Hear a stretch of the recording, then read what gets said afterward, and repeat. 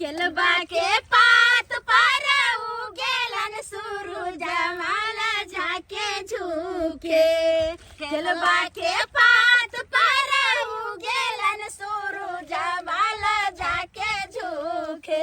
हे करेली छठ बरातिया से केकरा लागी। हे करेली छठ बरातिया से केकरा लागी। हमरो जे बेटावा पवन ऐसन बेटावा के हुनके लागी। हमरो जे बेटावा पवन ऐसन बेटावा से हुनके लागी। हे करेली छठ बरातिया से उनके लागी। हे करेली छठ बरातिया से उनके लागी। नारियल के पात पर उगेलन सूरज वाला झाके झुके।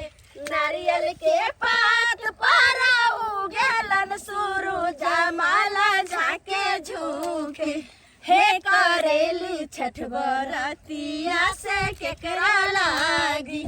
हे करेली छठ बरातिया से केकरा लागी।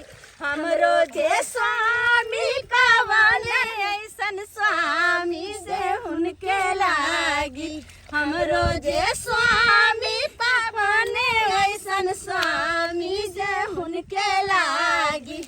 हे करेली छठ बरातिया से उनके लागी। हे करेली छठ बरातिया से उनके लागी।